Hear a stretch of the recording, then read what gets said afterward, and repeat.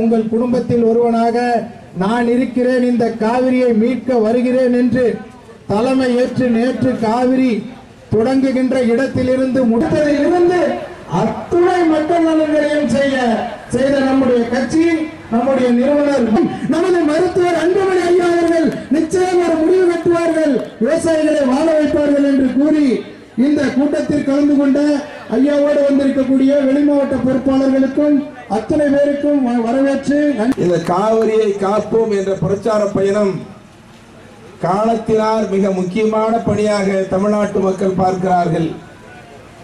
நேற்று காலை 3 நாள் பிரச்சார விழிப்புணர்வு பயணத்தை மேற்கொண்டிருக்கின்றோம். இங்கே கொளுத்தும் வெயிலையும் பொருட்படுத்தாமல் எப்படியாவது இந்த காவிரி தாயை நாங்கள் பாதுகாத்தே தீருவோம் என உறுதி ஏற்று அந்த விஜயபாஸ்கர் பேர் வச்சுட்டாலும் இப்படிதான் கொள்ளடிப்பாங்களான்னு தெரியல எனக்கு. 2 விஜயபாஸ்கர் தமிழ்நாட்டில் இருக்கிறாங்க. ஒரு விஜயபாஸ்கர் குட்கா வித்துட்டு இருக்கார், சுகாதாரத்துறை அமைச்சர். இன்னொரு விஜயபாஸ்கர் கரூர் எம்எல்ஏவா,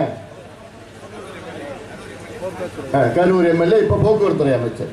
அவர் இப்ப ஆரம்பிச்சிட்டார், மணல் கொள்ளை ஆரம்பிச்சிட்டார். ஏன் நடக்குது நாட்டில்? மனசாட்சியே இல்லையா உங்களுக்குலாம்? உங்களுக்குலாம் குடும்பம் எல்லாம் இல்லையா? என்ன நாளைக்கு உங்க பிள்ளைங்களாம் நல்லா வாழக்கூடாதா? மணல் நமக்கு இயற்கை கொடுத்த வரம், காவிரி நமக்கு கொடுத்த வரம்.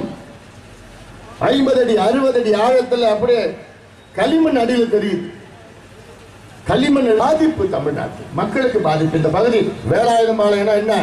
வெத்தலைக்கு புகழ் கொண்டது. கரும்பு, வெத்தலை, வாழை. இந்த வெத்தலை வியாபாரிகள் சங்கம் இங்க வேலாயுதம் பாலத்தில் தான் இருக்கு. ஆனா வெத்தலை இங்க இருக்கா? பயிர் செய்ய முடியுதா? தண்ணி இருக்கா? வெத்தலைக்கு நிறைய தண்ணி வேணும் இல்லையே. அதுக்கப்புறம் இருக்கிற தண்ணியே 2 மாதம் தான் வரும். மீதி 9 மாதம் தண்ணி இல்லாம தவிச்ச வாய்க்கு தண்ணி இல்லை. விவசாயத்தை விட்டு விவசாயம் மறந்து போயிடுச்சு. இந்த பகுதியில் டிஎன்பிஎல் இருக்கு, புகழூர்ல. அவன் இருக்கிற தண்ணியெல்லாம் உறிஞ்சிட்டு இருக்கலாம். தண்ணியெல்லாம் உறிஞ்சி கழிவை திருப்பி வட்டி விட்டு